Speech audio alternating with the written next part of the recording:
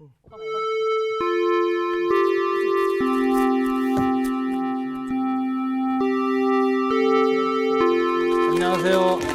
네, 안녕하세요. 네, 안녕하세요. 잘 지냈습니까? 네. 네, 오늘 창세기 두 번째 시간입니다. 그죠? 네. 들어가기 전에 지난 시간 잠깐 되살리는 시간이 좋겠어요. 잊어버렸을 수 있으니까. 맥락을 우리가 익혀야 되니까. 지난번에 이제 창세기에는 10개 모모가 있는 책이다 그랬는데 뭐죠? 두 글자. 10개의 족보. 족보가 있는 책입니다.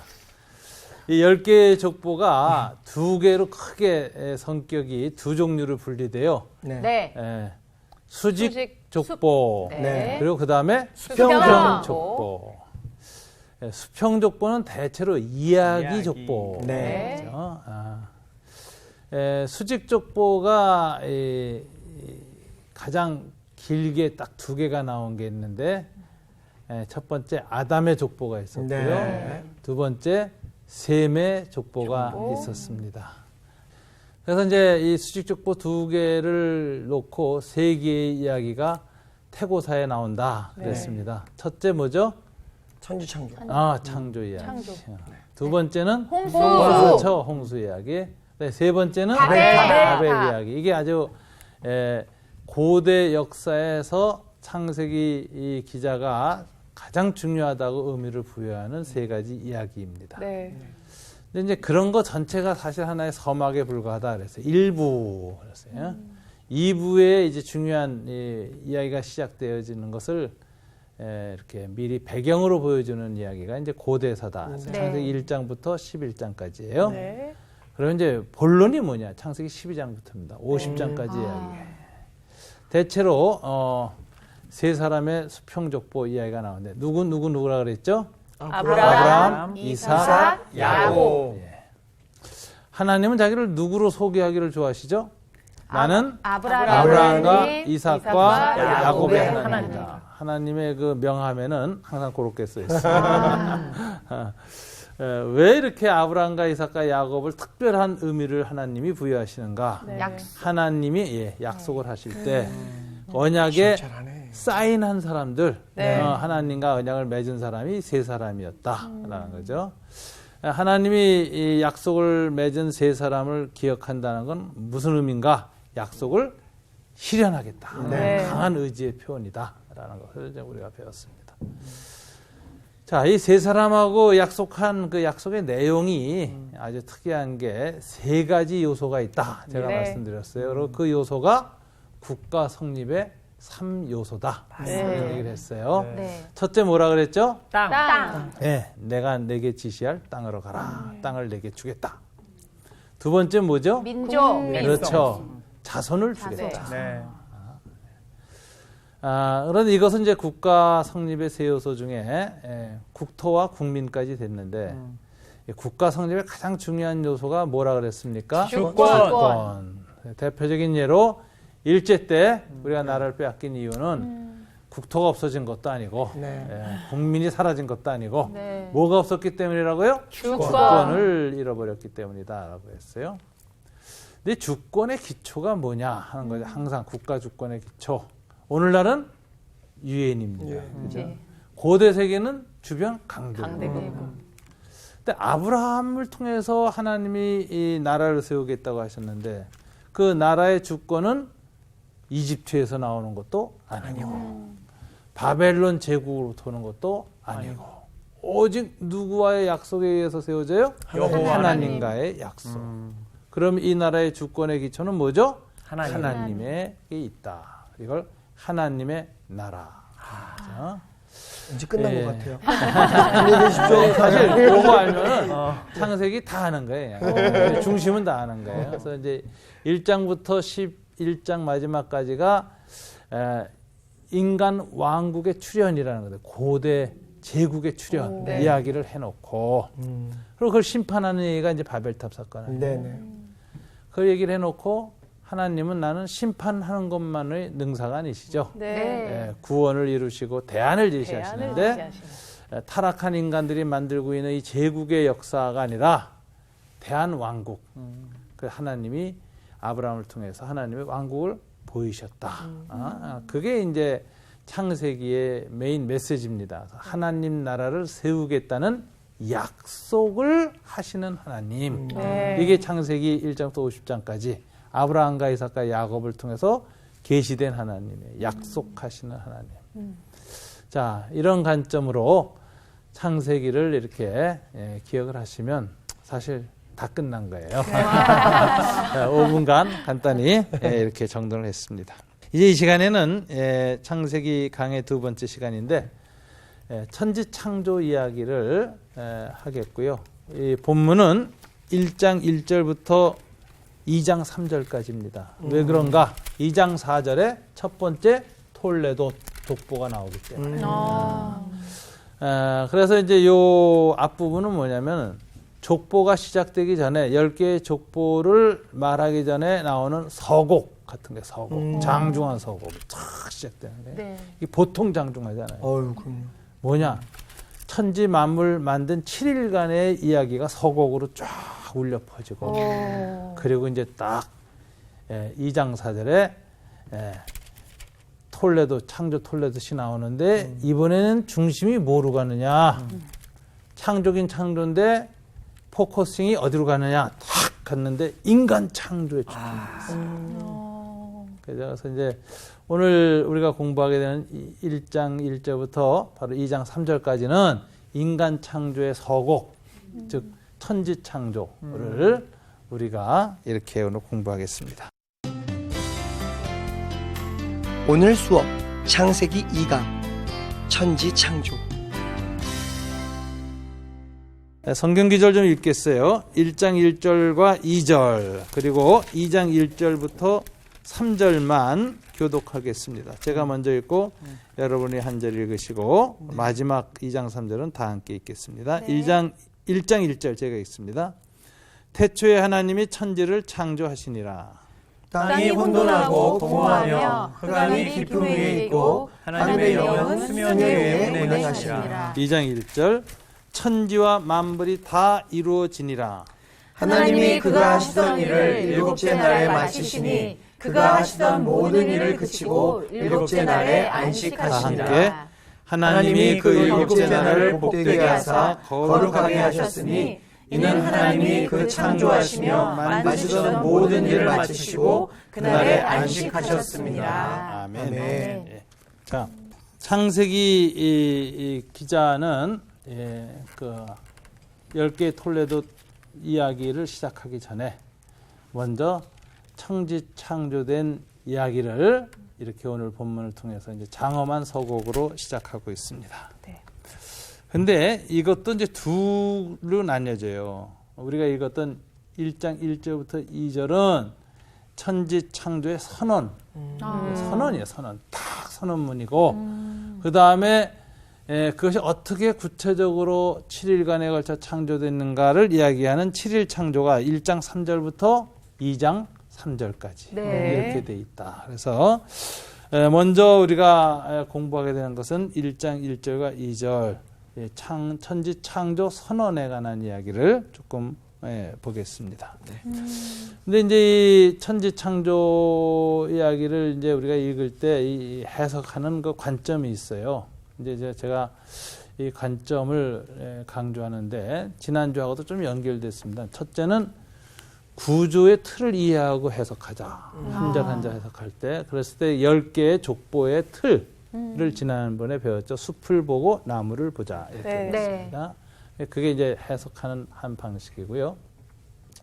두 번째는 이제 이 천지 창조 이야기를 읽을 때 이 책은 어떤 책이냐는 그 성격을 이해해야 돼. 구조 이해하고 성격. 이 성격이란 게 뭐냐? 근데 성경을 어떻게 보냐면은 어북으로 본다 이거예요. 여러 책 중에 한 책으로 보는 입장이 있습니다. 고대 종교 문헌들이 굉장히 많아요. 그죠? 수많은 문헌들이 있어요. 그런 여러 문헌 중에 하나로 보게 되면 어떻게 됩니까? 비교, 분석해서 보게 되죠. 이제 그렇게 해서 이 책의 로부터 나오는 진리가 뭐냐, 또 이게 역사적 사실이냐 아니냐, 뭐 이런 거 따지면서 이제 읽는 방식이 있는데 이것을 비평적 읽기라고 하는 거예요. 비평적 읽기. 여러분 그 중요한 것은 이제 이 비평적 읽기는 18세기 이후에 발달한 근대인의 독법입니다. 근대인의 독법이에요. 네. 왜 그러냐? 이제 18세기는 소위 역사학이 처음 시작했어요. 역사 비평학이라고 학문에서. 청나라 말기에 대해서는 나의 때도 이게 동양에서도 이제 책 읽기 한 방식으로 하는데 이걸 청고학이라 그래요. 청나라 말기에 고증학. 그래서 이제 그게 사실 그랬느냐. 팩트를 찾으려고 애쓰는 거죠. 역사적 사실이니까. 근데 이제 성경 읽기 아주 중요한 그 독법 중에 하나가 이 우리가 근대적 사고를 가지고 고대인의 책을 읽는 게 옳은가 하는 거예요. 그렇죠. 뭔가 좀 어폐가 있네요. 그렇죠.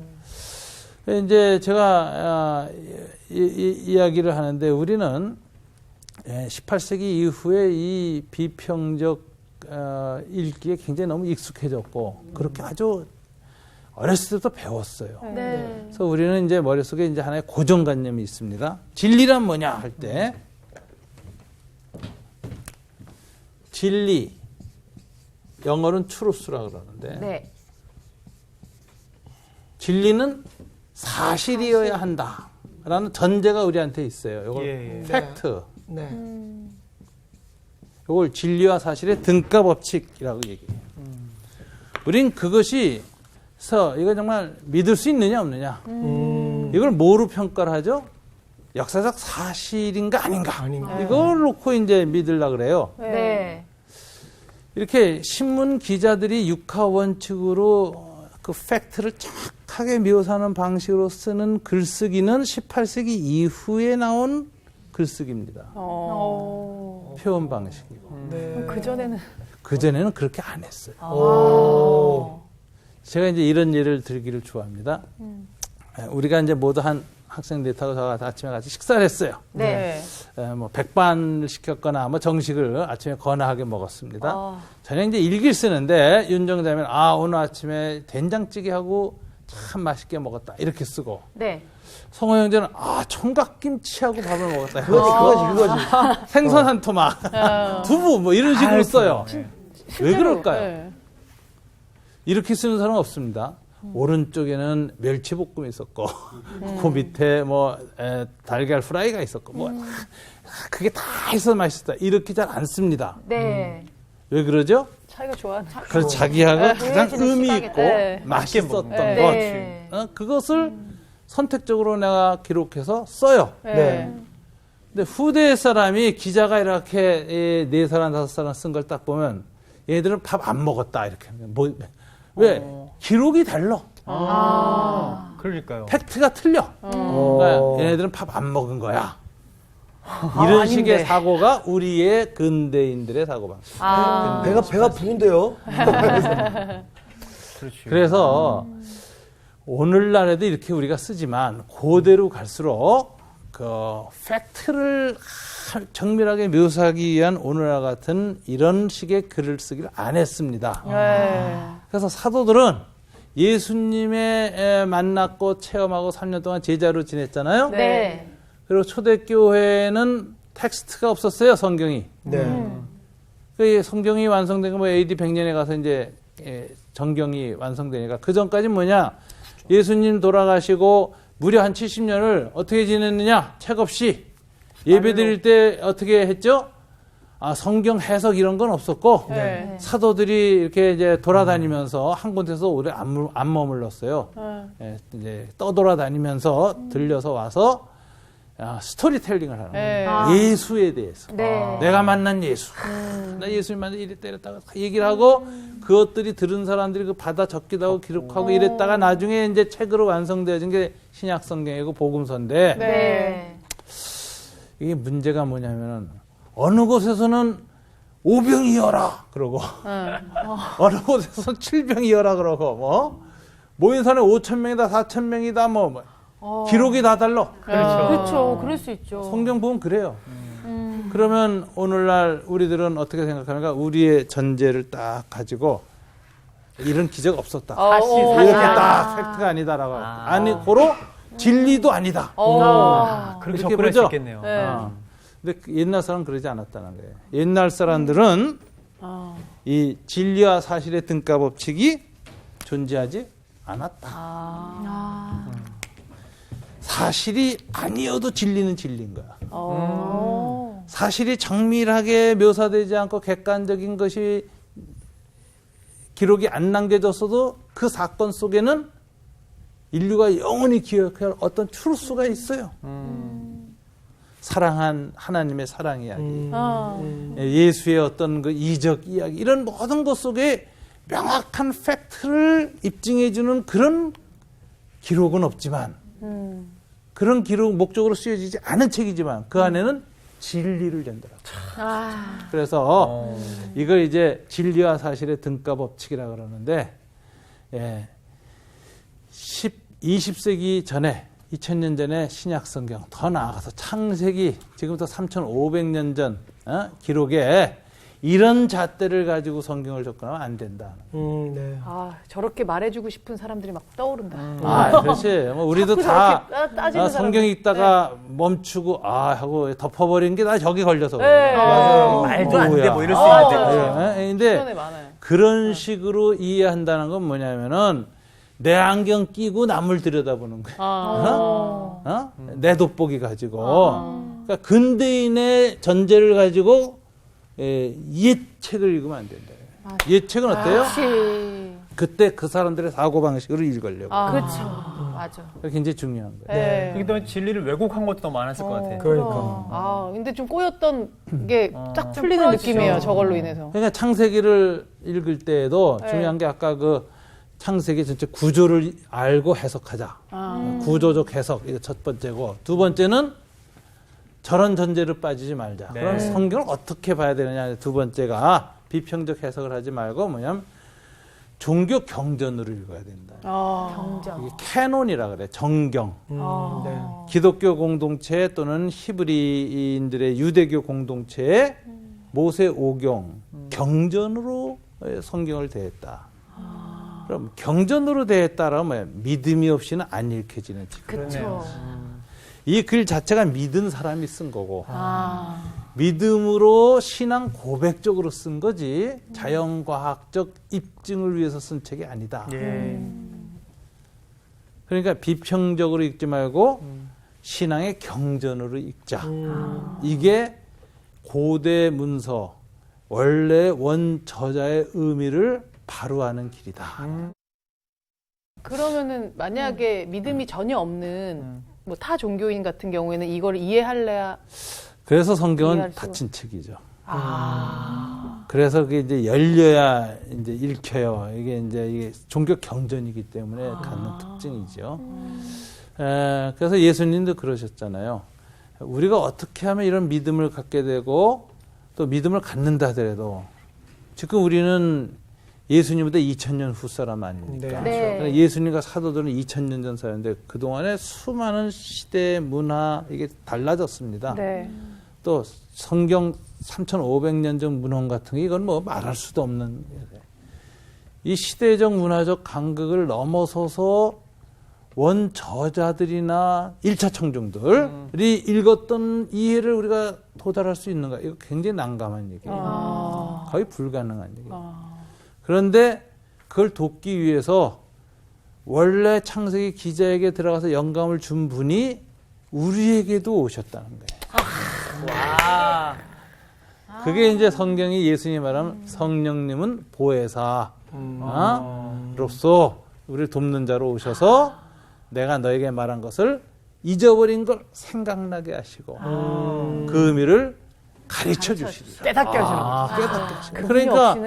그러니까 우리가 이 정경으로서의 읽기, 신앙적 읽기라는 건 이 성령님을 의지하고 믿음으로 이것을 영적 공감까지 가는 것. 이걸 성령의 감동 아니에요? 네. 거기까지 들어가기를 의뢰하면서 읽는 방식이 성경을 가장 잘 이해하는 방식이다. 그래서 이제 그런 읽기 방식을 현대 문예 해석학에서는 아우라 독법이라는 거죠. 우리 좋아하는 말 아니야? 아우라가 그 시공간 안에서 그러니까. 네. 시공간 안에서 연주자와 청중이 함께 어느 순간 인격적으로 일치되면서 갖게 되는 감동. 그 이해 능력이죠. 네. 공감이. 그게 네. 탁 터지는 거 아우라가 있는 거고 그쵸. 그것을 근대 그 기술에 의해서 영상이나 비디오나 뭐 CD로 만들어서 아무리 재생해도 현장에 있었던 그 순간의 그 어떤 고인격적 감화를 맞아. 통해서 그거는 안 온다는 네, 거예요. 맞아요. 그래서 이제 아우라가 재생되지 않는다는 거예요. 잃어버린 이 몇천 년간의 상황 속에서의 아우라를 누가 재생시켜 주느냐? 성령님이 해준다. 이게 그래서 아우라 있는 독법으로 가자. 제가 이제 그 창세기 읽는 방법을 하는 거예요. 자, 이 정도만 하고 창세기 독법을 나왔습니다. 자, 1장 1절과 2절을 이제 창조 선언 이렇게 보는데 여기에 1장 1절에 태초에 하나님이 천지를 창조하시니라 라는 선언입니다. 이것은 믿음으로 한 선언이고 네. 계시적 선언이고 우리 모두가 하나님의 계시가 담겨져 있는 신앙의 경전으로서의 선언으로 믿고 받아들여야 돼요. 그러니까 이 믿음이 없으면 1장 1절부터 걸려요. 그렇겠죠. 이게 말이지. 정말이야. 이렇게 나한테 따져. 여기서부터 이제 막 틀린 택이 이상한 책이죠. 자, 그렇게 읽으셔야 되는데 태초에라는 단어가 썼습니다. 그래서 창세기는 태초에라는 제목으로 갖고 있어요. 히브리인들은 성경을 제목을 붙일 때 첫 기절, 첫 단어를 책 제목으로 썼습니다. 태초에인데 이 베레시트라고 하는 이 태초에라는 이 단어를 쓸 때 히브리인들도 그렇고 히브리인들이 처음 번역했던 70인경이랑 그리스 역본도 있고요. 그 외에 수많은 역본들이 있고 오늘날 영어 성경들도 종류가 많은데 다 같이 in the beginning이라는 정관사를 붙여요. 근데 히브리 원문에는 더는 없어요. 그런데 in the beginning으로 붙일 때 여기에는 해석이 들어간 거예요. 모든 번역은 해석이다라는 것이죠. 해석이 이미 들어갔는데 이 더가 붙었다는 것은 어떻게 읽었느냐? 고대 그 모세 오경을 경전을 됐던 유대교, 이스라엘이나 기독교의 신자들은 다 이거 어떻게 읽었느냐? 하나님이 시작도 창조됐다라는 거예요. 하나님이 창조하셨다. 시간의 시작. in the beginning. 그래서 시간의 시작이 하나님이 창조하셨다는 거예요. 그렇다면 하나님이 시간의 마지막도 마감하신다. 나는 알파 오메가요. 시작과 끝이니라. 요한계시록에 주님이 하시는 그런 계시 이런 것도 보면 창조와 종말, 시간의 시작과 끝이 있다라는 건데 창세기에 벌써 태초에라는 말이 시간의 시작을 의미한다. 천지를 창조하셨다 그러는데 천지라는 단어가 하늘과 땅을 낱개로 말하는 것이 아니라 히브리 관용어예요. 이건 무슨 소리냐면 우주 공간을 창조했다. 그래서 시간과 공간성은 하나님의 피조성이다 이렇게 얘기하는 거예요. 시공간성이라는 건 하나님이 창조했다. 이게 창조하셨다는 단어가 47번 쓰여졌는데요. 이것은 다 무에서 유의 창조를 의미해요. 그러니까 없는 데서 하나님이 유를 창조하신데 제일 먼저 시공간성을 창조했다. 이게 이런 의미예요. 오늘날이나 이런 개념이 겨우 나왔어요. 근데 창세기에는 묘하게 시간과 공간을 하나님이 창조했다 물어부터 이렇게 나와요.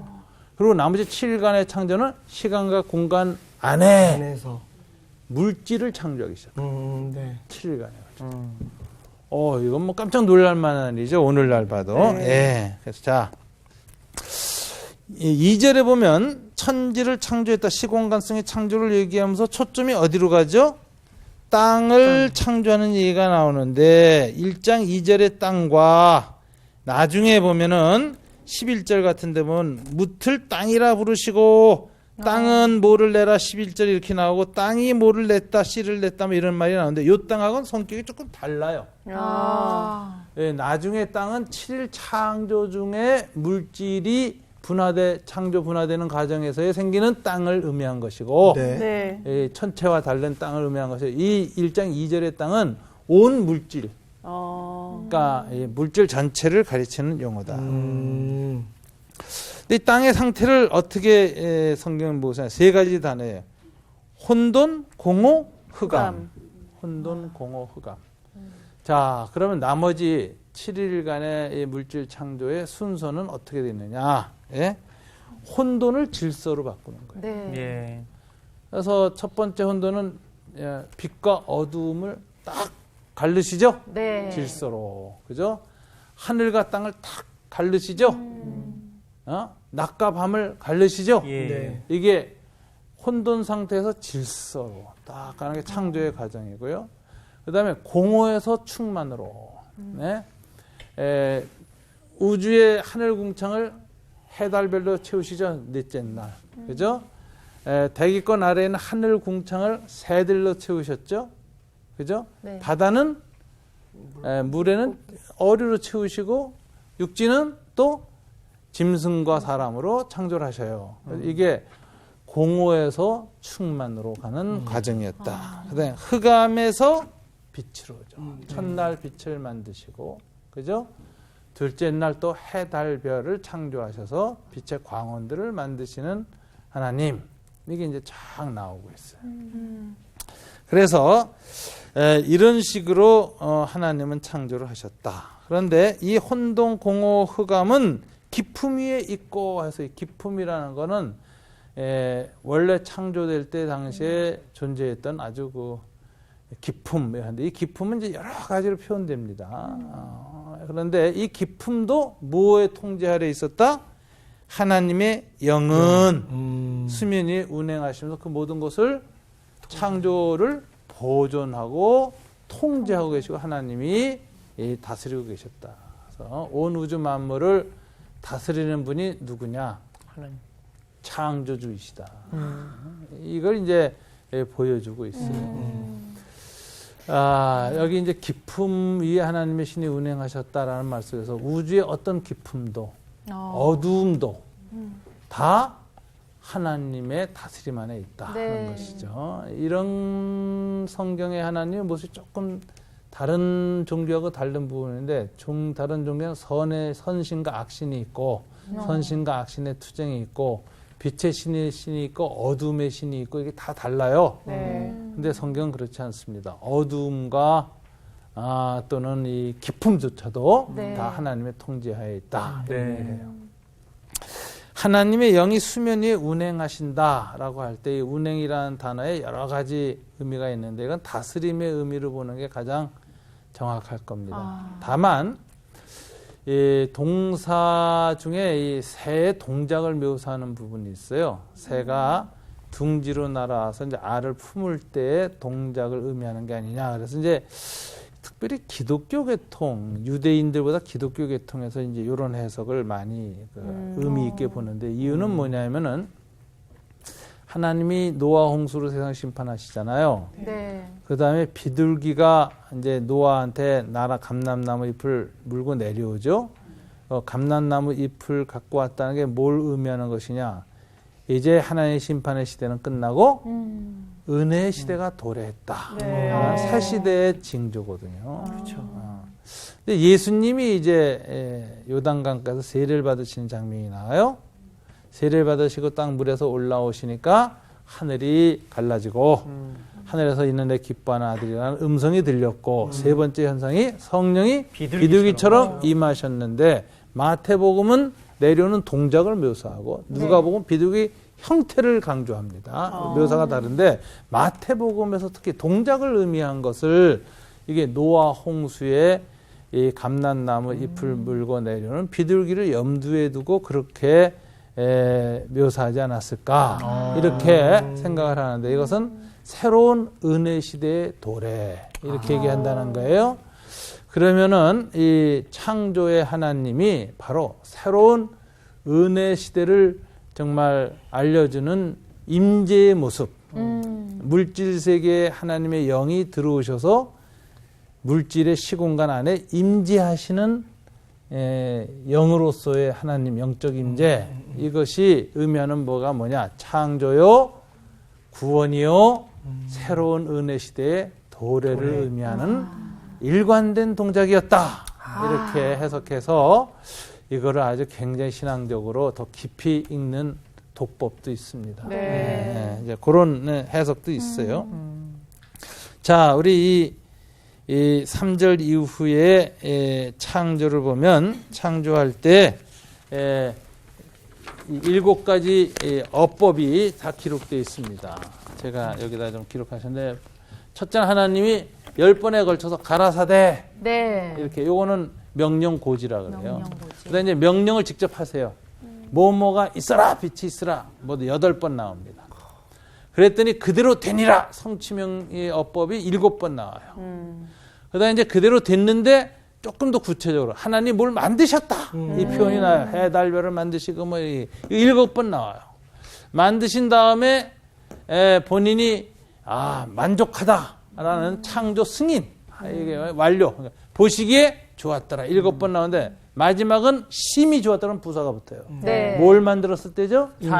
사람. 만들고 특별히 여자를 만들었을 때. 그래서 여성 창조는 하나님의 모든 창조의 클라이맥스다. 예. 역시 그래서 딸이 중요해요. 나머지 앞에 6번은 다 하나님의 리허설이었다. 마지막이 최고의 창조였다. 이렇게 돼. 근데 7번에 걸친 축복이 나오고 복을 주시고. 근데 이 저녁이 되고 아침이 되니 이제 첫째 날이나 둘째 날은 날이 7번 나와요. 이런 방식으로 이 창조가 쭉 기록되어 있습니다. 그래서 읽을 때 이렇게 돼요. 그런 내용을 보면 아까 말한 것처럼 혼돈에서 질서로 공허에서 충만으로 어두움에서 빛으로 가는 기록을 했다. 자, 첫째 날은 빛이 있으라 하셨고 둘째 날 하늘 궁창을 창조하셨습니다. 하늘이죠? 예. 그죠? 셋째 날 땅 창조하셨고 넷째 날 하늘에 다시 발광체도 해달별을 창조하셨고 다섯째 날 새 물고기 창조하셨고 여섯째 날 동물과 사람 창조하셨는데 셋째 날, 다섯째 날, 여섯째 날이 다 땅과 관련된 창조 이야기죠. 이게 무슨 얘기냐면 점점 갈수록 하나님의 창조는 묘사가 우주와 하늘 창조에서부터 시작해서 점점 어디로 가고 있죠? 땅으로 집중하고 있고 땅 창조에서도 점점 어디로 집중하고 있죠? 인간 창조로 집중하고 있어요. 그래서 인간 창조에서 하나님의 창조의 클라이맥스가 선언돼요. 심히 좋았다. 이래놓고 다시 자세하게 인간 창조를 묘사하는 게 2장 4절부터예요. 에덴 동산서부터 이제 인간의 타락까지. 그래서 이제 창조가 뭐에 초점을 갖고 있느냐. 천지 만물 창조이면서 결국은 초점이 점점 어디로 옮겨가요? 하늘에서 땅으로, 땅에서도 인간으로, 인간에서도 여성으로. 여자. 그래서 창조는 여성의 굉장한 포인트를 두고 있다. 진짜 이런 그 창조의 주체가 된 거잖아요. 네. 좋다. 그러니까 남자나 해달별은 다 그냥 조연이야 조연. 여성이 이제 하나님의 핵심이에요. 확 되네요. 내가 볼 때 선생님도 자, 여성 친화적에 가까우시네요. 이제 나이 먹어서 제가 계속 여성 호르몬이 많이 나와요. 자, 우리가 이제 이렇게 이 창조를 이해하면서 핵심이 되는 것은 이제 성경 창세기를 해석한 이제 세 번째 제가 기준을 얘기하는 거예요. 첫째가 아까 말한 것처럼 이제 구조적 해석, 두 번째 정경, 신앙 정경으로 신앙적 독법, 세 번째가 뭐냐면은 고대 신화와의 차이점. 이게 이제 뭐냐면은 성경에서 창조 이야기를 할 때 그 고대 존재했던 모든 창조 설화나 이런 신화들이 많잖아요. 비교할 때 성경이 뭐가 다른가를 봐야 성경의 특수성, 독특한 점, 혹은 신앙적인 용어로는 계시의 성격을 발견할 수 있다.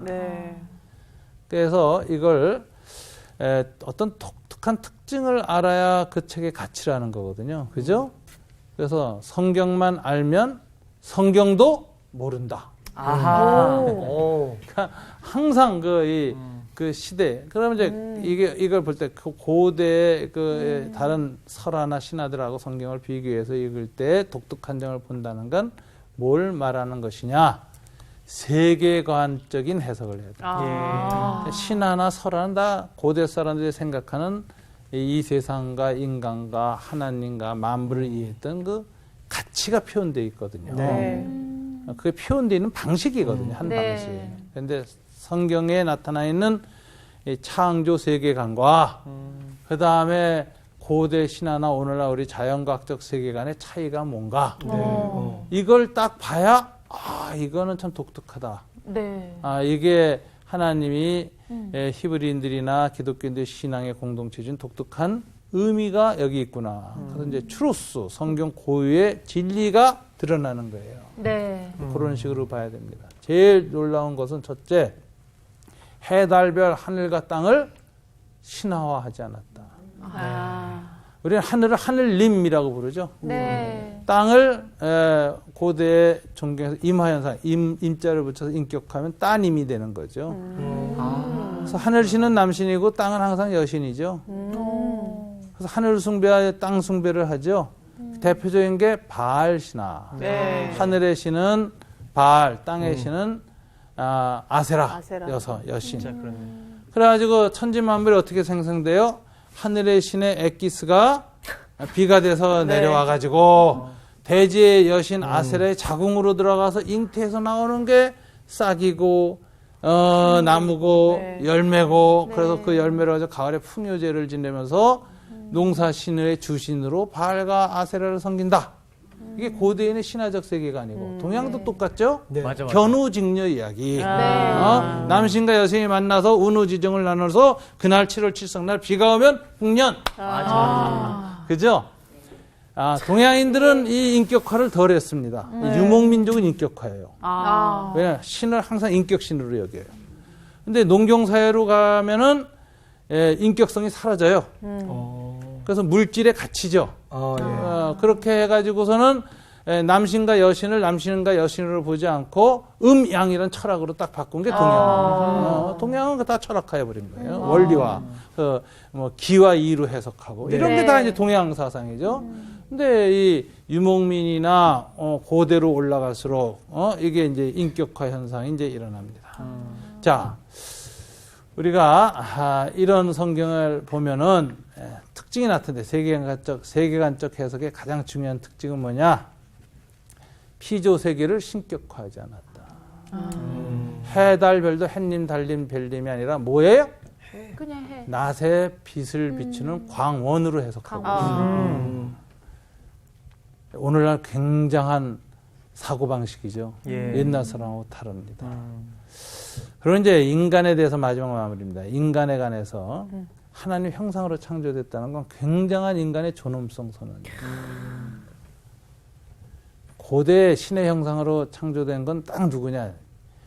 제국의 지배자들만 신의 아들들이야. 그래서 군대를 안 가. 네. 신의 아들. 나머지는 다 신의 아들이 아니에요. 안심하지 마. 그렇죠. 평민들은 신의 형상으로 창조되지 않은 거예요. 그런데 성경은 이 인간 모두는 그러니까 왕이나 지배자나 이런 클래스나 계급의 차이가 없이 모두는 신의 형상으로 창조됐다. 엄청난 선언이에요. 네. 네. 특별히 여자는 단군 신화 같은 데서도 보면 곰으로 나오잖아요. 네. 고대에서는 더 다른 물질에서 창조돼요. 근데 성경은 남성과 여성은 동등한 본질이고, 그 다음에 다 하나님의 형상으로 창조됐고, 그 중에서도 남자 창조보다 여성을 창조해 놓고 하나님이 심히 기뻐했다. 이렇게 돼요. 그러니까 이게 인간의 존엄성과 여성의 인격적 존엄성을 아주 높게 평가한 것이 창세기의 기록이다. 이것이 고대의 다른 신화나 오늘날의 생각들하고 상당히 차이가 있어요. 그렇네요. 그래서 성경 해석하는 창세기 해석의 세 번째 틀은 뭐냐? 세계관적 해석을 해야 된다. 이렇게 말씀을 드리고 싶습니다.